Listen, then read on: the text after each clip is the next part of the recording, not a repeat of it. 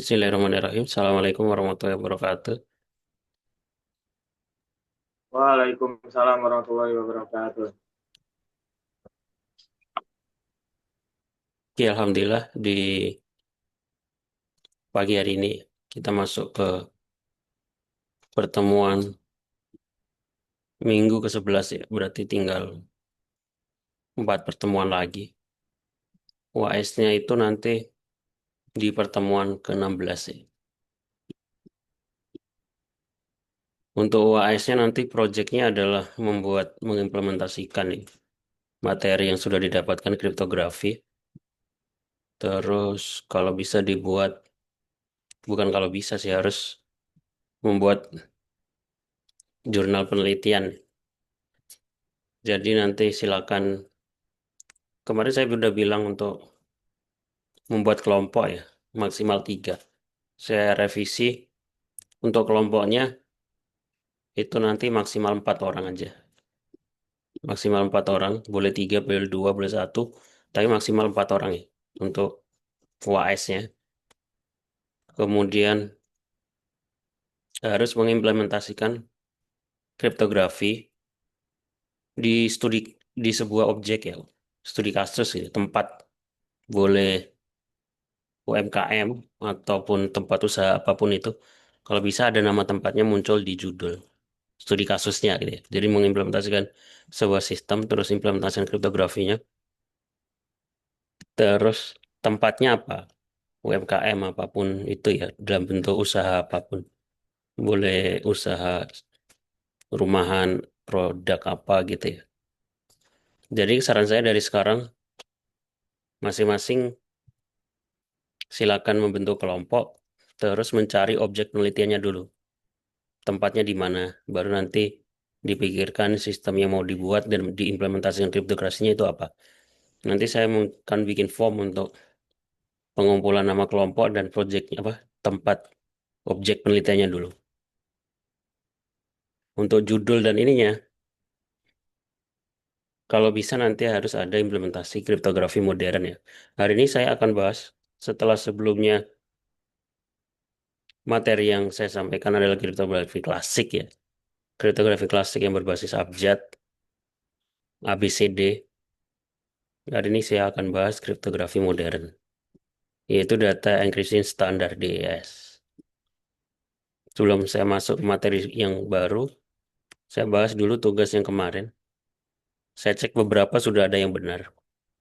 Cuma saya pengen nyampaikan masalah ini. Penulisan flowchart ini ya. Karena saya sering lihat dan juga sering melihat ketika sidang skripsi atau KP, masih banyak menuliskan flowchart yang salah ya. Flowchart itu kan harus dimulai dari start, harus ada start ya. Dari atas ke bawah.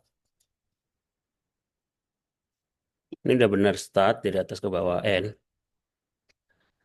input, input, prosesnya ya.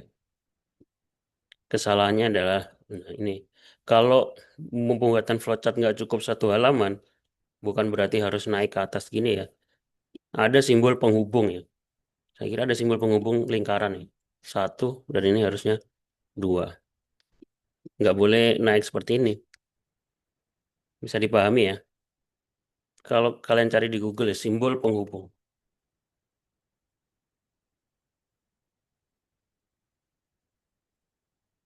Nah, seperti ini ya. Kalau nggak cukup dalam 1 halaman flowchartnya dihubungkan dengan simbol. Ada yang pakai lingkaran, ada yang pakai ini, segi 6 ini. Bukan, nggak, jangan langsung naik ke atas seperti ini. Bisa dipahami?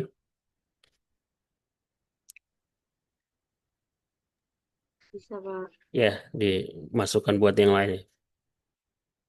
Oke, saya cek sih hampir semuanya harusnya nggak ada masalah ya kalau proses di dengan adanya ChatGPT sekarang pemrograman bukan jadi masalah. Yang jadi masalah adalah kalian harus bisa memahami setiap baris kodenya.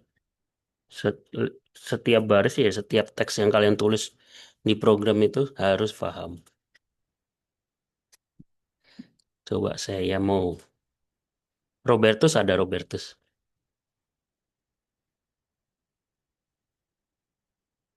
Robertus ada nggak? Kalau kalau nggak ada siapa yang bisa jawab? Kira-kira ini ada variabel control form terus kurung siku, buka kurung siku sama tutup kurung siku ini tipe variabel apa namanya? Tipe data apa? Ada yang tahu?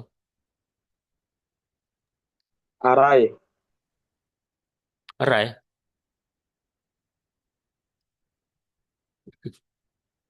Array itu di C++ kayaknya. Di Python nggak mengenal array ya. Array di yang lain ada pendapat yang lain? Ada pendapat yang lain? Tipe data apa? Tipe data list ya. Python list. Array itu di C++ ya. Istilah array di C++.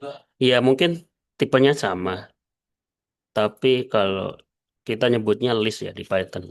Hal-hal kayak gini harusnya fundamental. Maksudnya walaupun pakai ChatGPT tapi harus paham.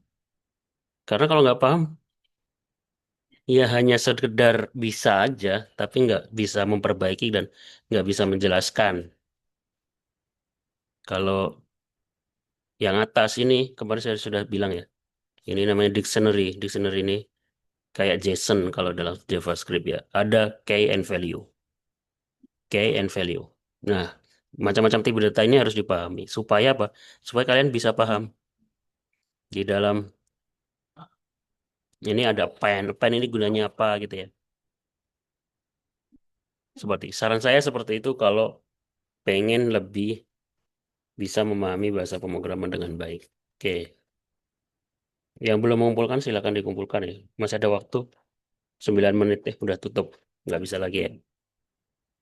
Oke, sekarang kita masuk ke materi hari ini. Kriptografi modern. Data enkripsi standar ini sudah jarang dipakai karena dianggap sudah nggak aman ya. Tapi sebagai mahasiswa harus tetap belajar dan bisa memahami.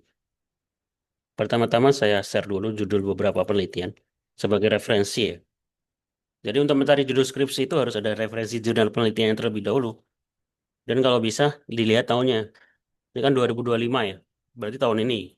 Minimal 5 tahun terakhir. Gak boleh ngambil referensi tahun 2019. Itu udah 6 tahun. 2017 gitu ya.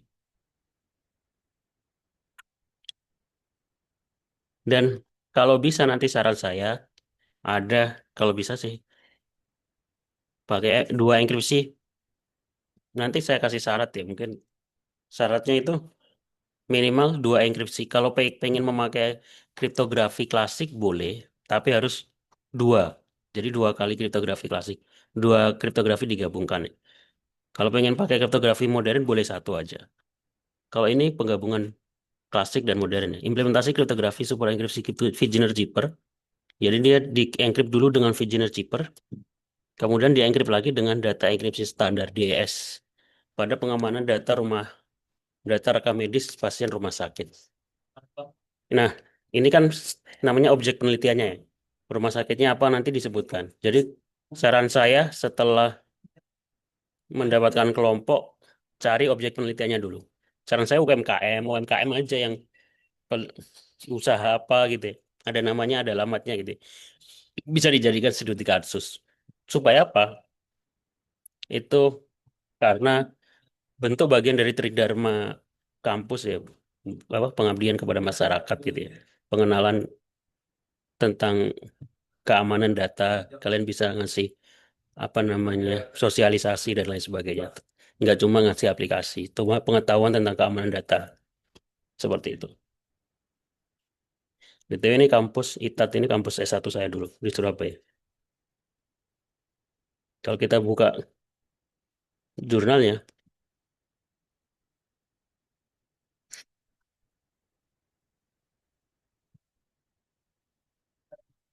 dalam, dalam penelitian itu ada beberapa.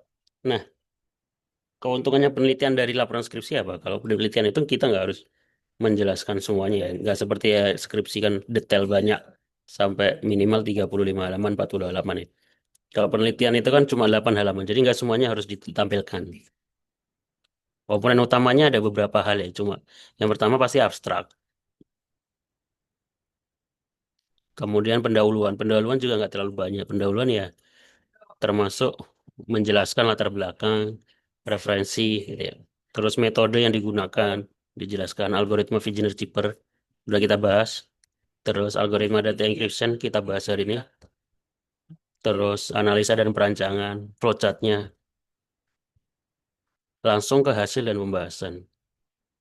Tampilannya hanya sebagian aja. Ini database ID pasien, Ciprotek review, lihat data. Kemudian pengujian. Udah gitu aja sih. Pengujian. Perubahan bit, total bit nanti kita bahas nih. Baru langsung kesimpulan. Harusnya nggak banyak. Harusnya nggak ada masalah ya. Oke. Secara umum itu aja ya penelitian. Jadi pertama yang dilakukan kalian adalah mencari objek penelitiannya dulu. Kemudian nanti dipilih metode enkripsinya apa. Karena nanti habis ini kita akan belajar tentang, saya belum menambahkan materi stenografi ya. Jadi kalau ada yang mungkin pengen ngambil stenografi, nunggu materi yang saya sampaikan. Kalau pengen belajar sendiri juga apa? Stenografi itu apa? Stenografi itu memasukkan teks ke dalam gambar. Memasukkan teks ke dalam gambar stenografi. Karena mata kuliah kita kriptografi, berarti teksnya dienkripsi dulu baru dimasukkan ke dalam gambar. Jadi ada dua proses. Oke, judul yang lain implementasi metode data enkripsi standar untuk enkripsi data kependudukan Desa Wonorejo. Ini juga bisa jadi referensi ya. Studi kasusnya apa? Studi kasusnya desa ini. Data desa ya. Data desa Wonoharjo. Boleh. Nggak harus UMKM boleh. Studi kasus di desa, sekolahan juga boleh ya. Jadi nanti pengumpulannya dulu. Pengumpulan studi kasusnya dulu. Nanti saya buat form pengumpulan nama kelompok sama studi kasus tempatnya. Implementasi metode data enkripsi desa untuk kependudukan enkripsi desa Wonoharjo. Oke, ini untuk jurnal terlalu panjang ya. Ini 16 halaman kalau kita lihat di sini. Terlalu detail ini. Dia jelasin proses enkripsinya hampir seluruh materi disampaikan ya. Plain text. Oke, proses enkripsi DS dijelasin semua. Ini harusnya nggak perlu sih kalau jurnal. Nah, terus ini. Ini yang jadi, kalau nanti buat sistem, enkripsinya itu bukan di halaman aplikasinya. Harusnya di halaman aplikasinya harus bisa dibaca karena yang baca kan orang ya.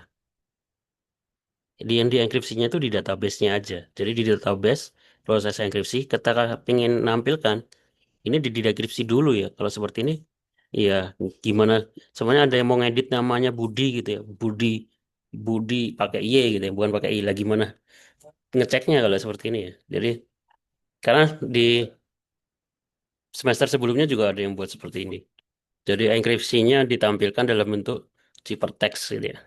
Iya, tapi kan nggak bisa kebaca. Jadi di dekripsi dulu, yang dienkripsi itu di database. Oke, sekarang kita masuk ke materi. Penjelasannya akan susah. Ini pendahuluan. Kriptografi modern dibagi menjadi dua. Jadi nanti kita, ini nggak tahu waktunya cukup atau enggak ya nanti untuk kriptografi kunci publik. Kriptografi dibagi menjadi dua ya. Ada symmetric key, kunci yang sama digunakan untuk enkripsi dan dekripsi. Contohnya DES sama AES. Kita belajar DES AES aja sama minggu depan. Tapi masalahnya adalah bagaimana cara membagikan kuncinya secara aman. Makanya muncul kriptografi kunci publik asimetrik, yaitu ada dua kunci, sepasang kunci. Ada kunci publik untuk enkripsi, ada kunci privat untuk dekripsi. Contohnya RSA. Lambat tapi memecahkan masalah distribusi kunci. Ini sering dipakai di login SSH ya, login server biasanya ada kunci publik, ada kunci privat. Jadi ada dua kunci untuk proses enkripsinya dan dekripsinya. Yang kita akan pelajari masih symmetric key. Apa itu DES? Nah, kriptografi modern muncul untuk mengatasi Kelemahan kriptografi klasik, Cesar, Vigner, Hill, yang rentan terhadap analisa frekuensi. Ciri kriptografi modern berbasis bit bukan karakter. Nah, perbedaannya ini ya. Kalau kriptografi modern itu berbasis biner, jarang yang memakai abjad. Jadi binernya kalau nggak dieksorkan di operasi aritmatika yang lain, menggunakan kunci biner dan panjang tertentu. Memiliki struktur matematis, permutasi, substitusi, dan XOR. Cocok untuk implementasi komputer mesin elektronik. Salah satu algoritma simetris paling berpengaruh adalah DES. Apa itu DES? Kepanjangan dari Data Encryption Standard. Algoritma simetris berjenis block zipper dalam bentuk blok ya, dalam bentuk matrix yang mengeksekusi data blok 64 bit menggunakan kunci 56 bit. Kategori tipenya symmetric key, ukurannya 64 bit, ukuran kunci 56 bit, jumlah perputaran 16. DS menjadi standar enkripsi nasional di Amerika Serikat pada tahun 1977. Karena pada zaman segini belum ada komputer yang canggih ya. Tapi dengan adanya komputer yang kemampuannya semakin besar, AS, data enkripsi standar ini udah dianggap nggak aman ya, karena bisa di brute force. Walaupun saat ini tidak aman penggunaannya. Brute force itu ya dicoba satu-satu ya. Dicoba berkali-kali gitu. DAS tetap penting untuk pemahaman dasar block zipper. Prosesnya, apa itu prosesnya? Prosesnya ini agak panjang ya. Kalau dijelaskan, mungkin saya memahami akan sangat panjang. Ya nggak panjang, nggak terlalu panjang sih. Cuma butuh pemahaman lama gitu ya.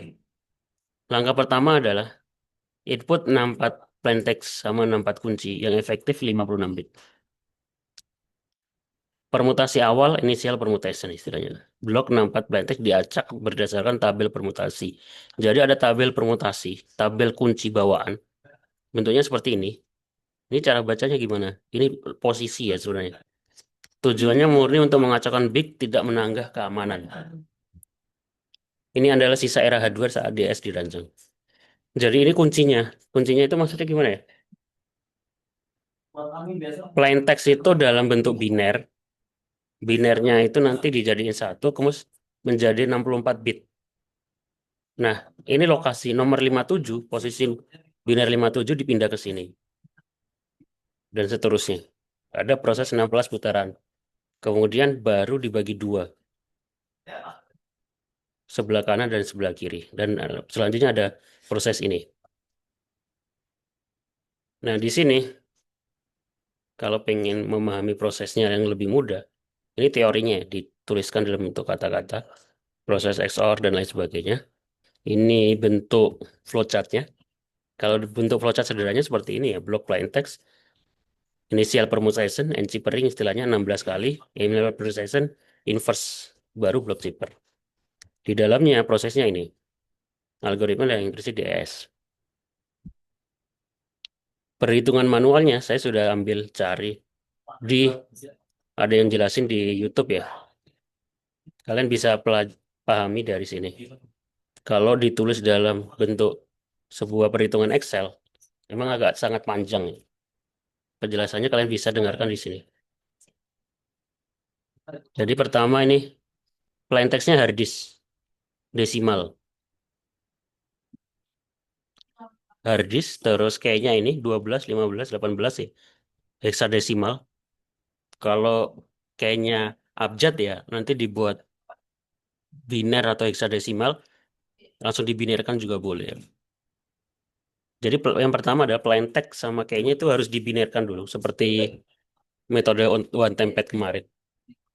Jadi hard disk H itu 72, A itu 65 dan seterusnya. Kemudian binernya, biner plain text, kemudian ubah kayak dalam bentuk biner, kayak itu kuncinya, kuncinya kita ubah juga dalam bentuk biner.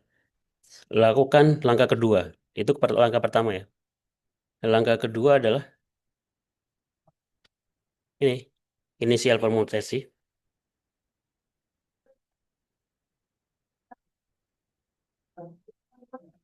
Inisial permutasi. Ini maksudnya posisi ya. Tadi 87. Ini karena mungkin mulai dari satu ya. Kalau mulai dari 0, 87. Ini 88, 58. Jadi posisi 58 itu dari mana? Jadi plain text-nya ini kita urutkan. Jadi kita hitung posisinya 0, 1, 2, 3, 4, 5, 6, 7, 8, 9, 10. Sampai 58 kita taruh sini.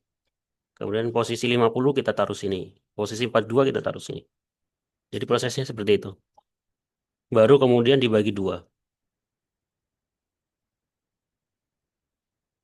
Disebut jadi LO dan RO. Terus ada langkah ketiga. Ini kode asli.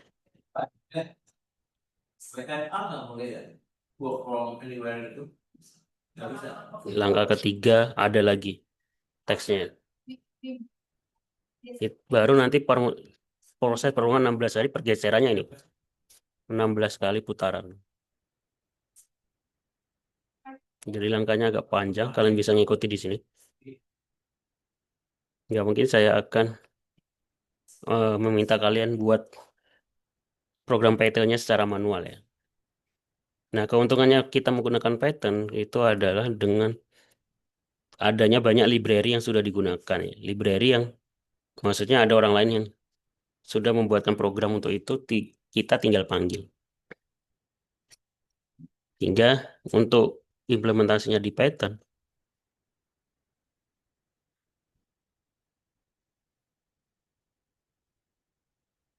di slide selanjutnya saya sudah naruh implementasinya di Python. Menggunakan untuk pakai enkripsi DES, data enkripsi standar, kita bisa menggunakan PyCryptodom, library ini ya. Di sini ada fungsi atau modul DES. Ini saya kasih contoh proses enkripsi deskripsi dari plain text hypertext kembali lagi ke deskripsi menggunakan library DES. Di sini kuncinya kita harus nambahkan B karena dia nggak bisa menerima dalam bentuk teks berbasis teks ya, string ini. Jadi harus dalam bit istilahnya. Tipe datanya bit. Jadi kita harus nambahkan B di kunci sini.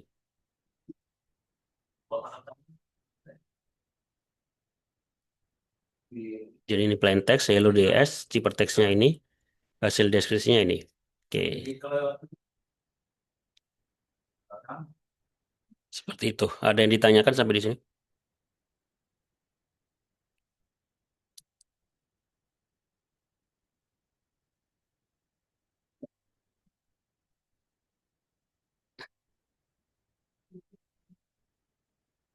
Silakan dipelajari ininya ya. Harusnya ini paham si DS, new, manggil fungsi baru ya. Kunci ds dot mode ECB, mode elektronik chipper box. Plain text encode itu proses encodingnya, proses enkripsinya ya. 8. Kalau dekripsinya kita panggil dengan fungsi decrypt.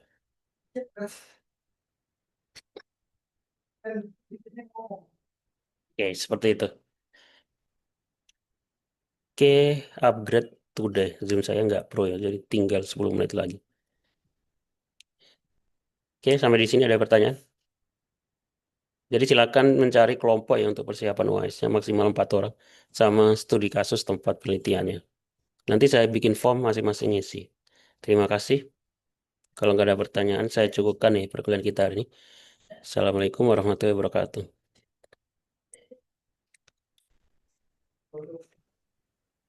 Waalaikumsalam warahmatullahi wabarakatuh.